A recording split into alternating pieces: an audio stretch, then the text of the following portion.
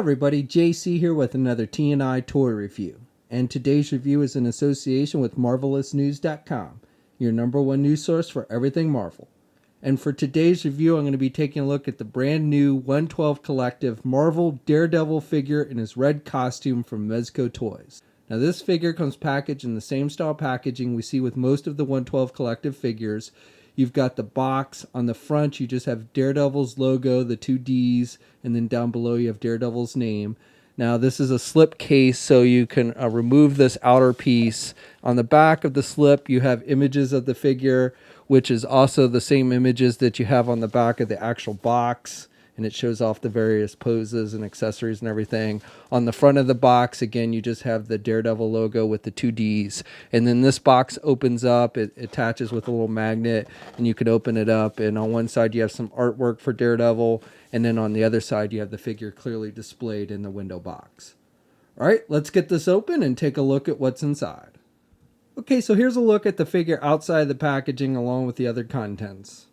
And like with all the 112 Collective figures, they've included this Ziploc bag so you can store all the accessories, the hands and everything. And you've got the 112 Collective logo on the front and this little white strip so you can write down on it what's actually in the bag.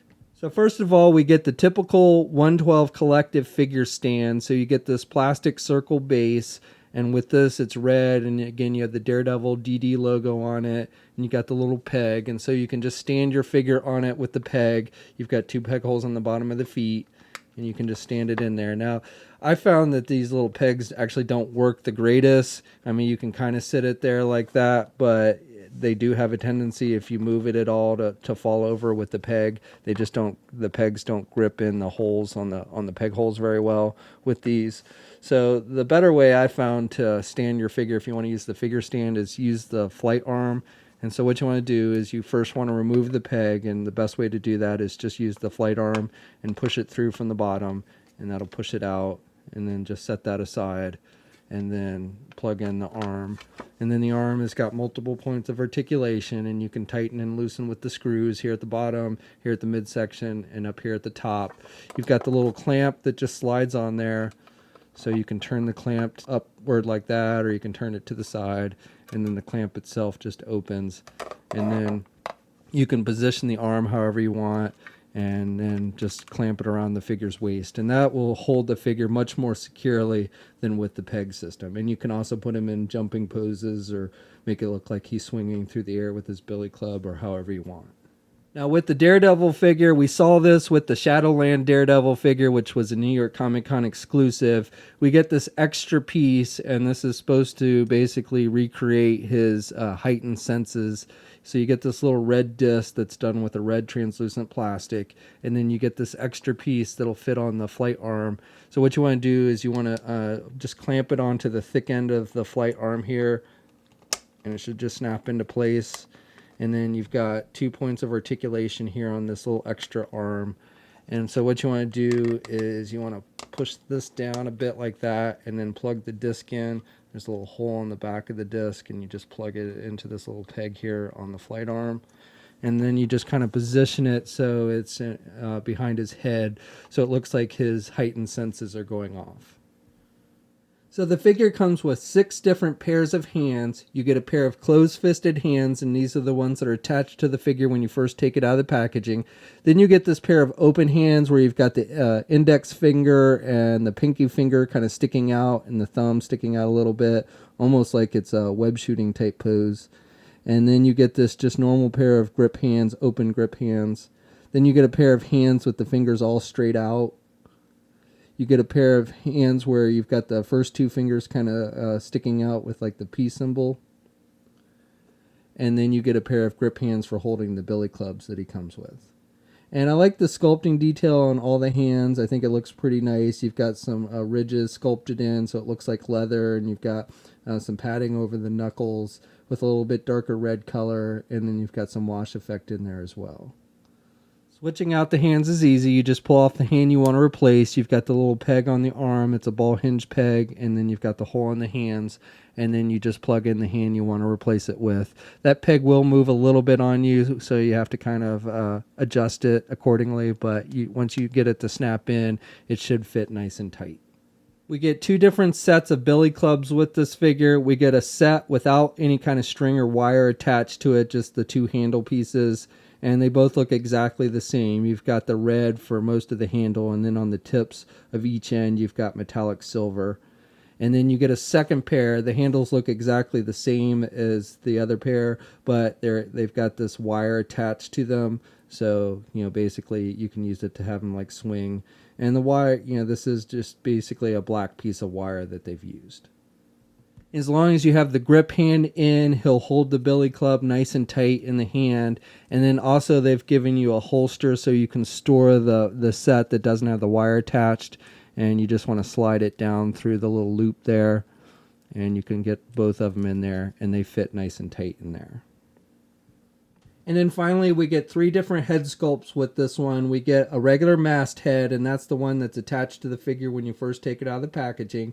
Then we get a battle damaged masked head, so you've got the mask is torn over the left eye, and it's scratched up, and his face is a little bruised up there over the eye and everything. And then finally, we get an unmasked Matt Murdock head.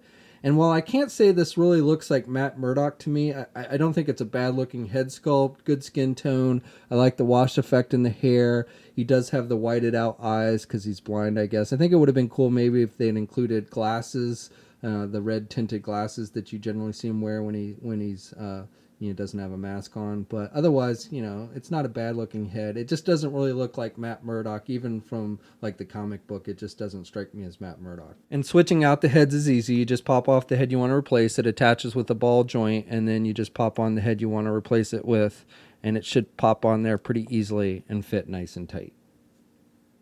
So for the figure itself, this is the same figure that we got with the Shadowland Daredevil figure that was released as a New York Comic Con exclusive, only the colors of the outfit are different. This again is made to look more like his traditional red outfit, but the actual design of the costume is exactly the same. The sculpting of the figure and everything is the same. You've got these shoulder pads here at the top. He's got the Daredevil logo, the DDs on his chest, and then like here on the front and down the sides on the legs and the arms and stuff, it looks like leather.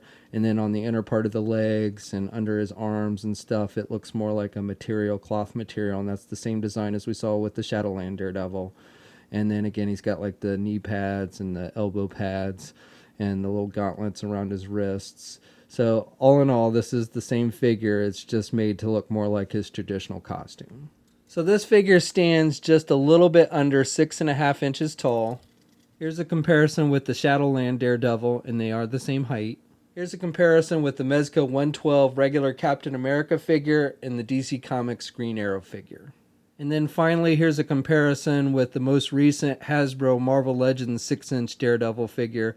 And you can see these two are pretty close to the same height. The Mezco one is maybe a hair taller, but again, they're pretty close to the same height. So for articulation, it's pretty much the same as the Shadowland Daredevil. With the head, it's attached with a ball joint. The neck is a double ball joint. You've got the ball joint at the top and the bottom of the neck. So you can turn the head to the left and to the right, and he can look down pretty good, and then he can look back pretty good as well. And you can also pivot the head to the left and to the right. Arms attached with your standard ball hinge joint there at the shoulder, so he can get his arm out pretty good. Even with the shoulder pad, you can still get the arm out pretty good. And then you can't really rotate the arms all the way around on these because of the cloth material, but he does have good forward and back motion. And you can kind of, do it up like over his head like that. You just have to be careful with the material getting twisted. He does have a bicep swivel in there. He's got a double hinged elbow, so he can bend his elbow about that much. And then he's got rotation at the wrists, and then attached with those ball hinge joints, so you've got forward and back or up and down movement depending on how you turn that ball joint. He does have a midsection joint there, so you've got rotation there at the midsection, and he can crunch down about that much, and he can look back about that much at the midsection. You also have a waist swivel. Now, these movements are a little bit hindered by the cloth outfit. The legs are attached, I believe, with your standard ball hinge joint, but he can do the splits pretty good, and you can get the leg forward good, and can do the leg back about that much. These do have thigh swivels, so you've got rotation up there. Double hinged knees, so good bending at the knee. Has the boot cuff swivel, hinges on the feet, so up and down movement, and does have a bit of a pivot there at the feet. And then have 2 peg holes on the bottom of the feet. Okay, so that's my review. So overall, I like this figure. Yes, it's just a reissue of the Shadowland Daredevil, so if you have that one, you know what to expect with this one, but I do like the more traditional red outfit on the figure, so even if you have that Shadowland one, I think this one, if you're a fan of Daredevil, is still worth picking up.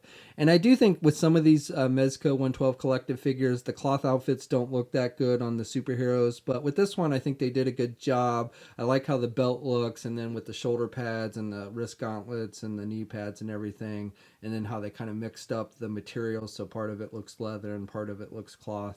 I think it ends up looking good and looking pretty realistic. Now this is an artistic interpretation of the Daredevil costume, so it's not meant to be exactly like it appears in the comic book, but again, I think they've done a pretty good job of capturing the essence of the Daredevil character, and if you're a fan of that character, I think this is one you want to add to your collection. Now this figure is available now. You can get it at places like Big Bad Toy Store. We'll have a full image gallery up at marvelousnews.com. There'll be a link in the video description below. As always, leave a comment. Let us know what you think. If you're so inclined, please like the video. Also, if you haven't already, please follow me on my Facebook, Twitter, and Instagram accounts. I'll have links to those in the video description below. And until next time, I'll catch you later.